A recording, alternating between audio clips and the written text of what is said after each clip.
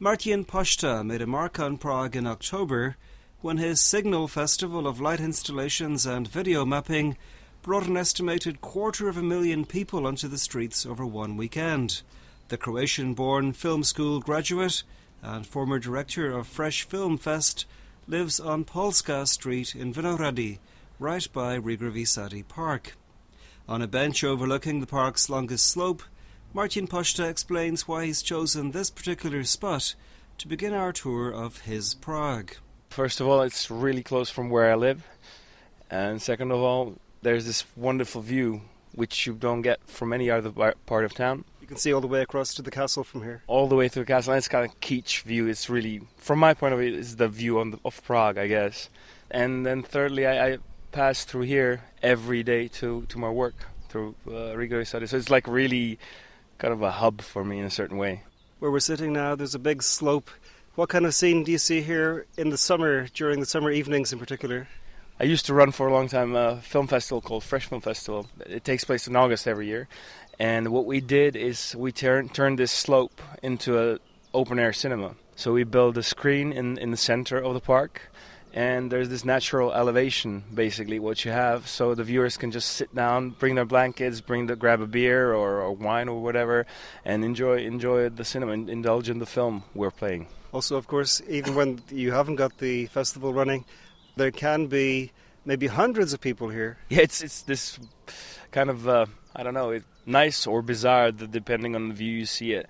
There's people sunbathing all over the Riegrovy Sady, and there's the specific characters that you can spot every day. When there's sunshine, you can spot them walking around with their specific oddities, I guess. So, are you talking about the old man in the very small swimming trunks? Exactly, that's the guy I was thinking. So, and then there's people running around playing frisbees, and there's a playground that I walk my kids to. So it's and there's this oval which you can go jogging to, and in the Sokol. In the Sokol. And the swimming pool, which is inside it, that I haven't been to yet, but it's just across my street, so I guess I will once. And what of course I forgot to mention, there's this huge beer garden where you can grab a beer, or the small. It's formerly this building in the center of Park was Mlikarna. It's like a dairy or something. Dairy, yeah. And now it's a small pub with a nice rooftop view. Well, I wanted to ask you, I counted 4 places you can get a beer in Riegrovy Sady: the big beer garden, the small place opposite, Mlikarna, and the So-Cool, the Sokol bar across from your place. Which do you think is the best spot for a beer in the park? I personally would prefer the dairy, the Mlikarna, because it's not as big as the huge beer garden, and I think they have quite cold beer. One thing that strikes me about Riegrovy Sady that's likeable is that it seems so kind of random, the shape of it. It hasn't been laid out. No, it hasn't at all. And actually, I passed through Riegrovy Sady so many times, but you still find certain points hidden, although it's not big, where you can get lost or where you haven't ever been to yet. So it is random. It is randomly shaped, but it kind of evolves around the running place in Sokolovna. Maybe this will sound like a strange question in the wake of everything that we've just been saying, but is there any downside to Riegrovy Sady or anything you don't like about the place? No, not really. I can't recall, because it's nice, clean, reasonably quiet considering how many people walk around. Clean, and that's from the father's point of view, and safe. So it's all good. I recommend it for a visit, definitely. The next stop in our jaunt around Martin Pošta's Prague is the Rasinovo Nabřeží Quay. Perhaps better known as Naplavka, it hosts a farmers market, and in large part thanks to the bike shop and bar Bike Azyl, has become one of the liveliest spots in the city in the summer months. So what is it about Naplavka that appeals to my guide? I guess you can see yourself. It's kind of the only Prague beach, I would say. And I think that everybody, living in Prague kind of misses the water, or touch with the water, I guess, in a certain sense. And this is the only place which used to be not more than 4 years ago, used to be dead. And now you come here and you see, thousands or hundreds of people coming here every night, every day, walking around, kind of enjoying this part of newly discovered part of the city. And this bike Azul place, which opened recently, it was at the very beginning of all of it. Maybe the Avoid Gallery, which used to be here, but it was kind of careful. And then with bike Azul, the concert happening here, and people, you can see people every second passing on their bikes. And this is actually my last stop of my biking trip, which I used to go nearly every second day after work. I used to hop on the bike and do this 40-kilometer round trip or circle, which would nearly end here. It would be like, the beer after. You hop off the bike, get one beer, and then drive off back to Vinohrady home. Also, it seems to me a lot of Prague suffers from curfews. A lot of places have to close early. But here, because there's a street between the quay and where people live, it can be noisier. Yes, it can definitely be noisier. And I know that sometimes there's, I wouldn't say parties, but there's things going on up until, after midnight, long after midnight. There is also a river barrier, kind of virtual barrier between the other part of the town. So yeah, you can hang out really late. And there's nights when it's packed like crazy. You mentioned cycling. Tell us about your route. Where do you go? Well, normally I start in Vinohrady, and then I pass down here to this, we call it Dálnice, which means highway, because there's so many, on Podolí side, there's so many people cycling and roller skating. And obviously the cyclists don't like roller skaters and the other vice versa. So I'm not really particularly fond of skaters, but you have to kind of work your way around them. And so you go basically to the very end of that, and then you take a detour to Modřany. And all of a sudden you're in Modřanská Rokle, which is this, I wouldn't say paradise, but it's something completely different. And once you get out of that, you go to Točná, which is a small airport, and all of a sudden you're just not in the city at all. You just feel it's being somewhere in the countryside, near villages. And then back again, I come back to Zbraslav, back here to this highway, and then back home.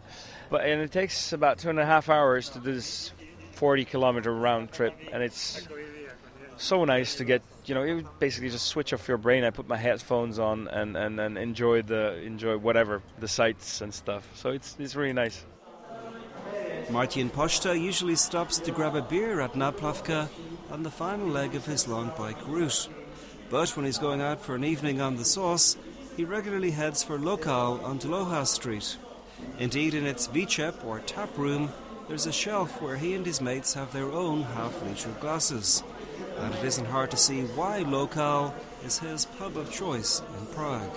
It's actually, let's say, a brand new pub, but it kind of takes over the appearance of the old traditional Czech pub, smoky, filled with smoke, with the grudgy bartenders, but it's not really like that now, and with so typical Czech dishes. And it probably has the best beer in Prague, or one of the best. It's Pilsner, and it's in tanks, which makes it's not saturated by gas, but it's propelled by compressed air. So it doesn't give you a specific taste that some beers have.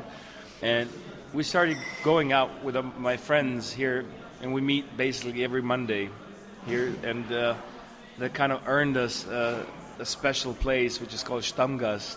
It's like the regulars. The regulars, yeah. So actually we're sitting at the regular table now. And 2 years ago, I think we started a Movember support team. And this is Growing Moustaches for Charity in the month of November. Yes, and it's how we earned our Mokal. It's like Movember local mugs, which we have engraved and personalized with our names on. Where else do you like to go in Prague for a beer or even for a coffee? My friend runs a small coffee place just on Vinohrady. It's called Mezi Zrnky, and she has this beautiful coffee machine, and she's all in love with coffee. I think it's quite trendy. Or I like to sit down on the Jiřího Spodebrat when there's sunshine and just sip on. Just on the square. Yeah, on the square. You just get a coffee. There's a bunch of coffee places you can go, either the French one, the Italian one, and they make quite a good coffee. Or you can just buy it from the farmers market. Sit down, maybe get some snack, something you eat from Pekarna u Antonina, which is brand new and it's really nice. I can vouch for this. It's a fantastic bakery. It's brand new, open, and they make their own bread, and as opposed to to industrial made bread, it's something totally different. And it's not even expensive. It's just normal prices, and it has this touch to it. In 90s, everything was in Czech Republic. It was expanding towards hypermarkets, supermarkets, and everything was super and hyper.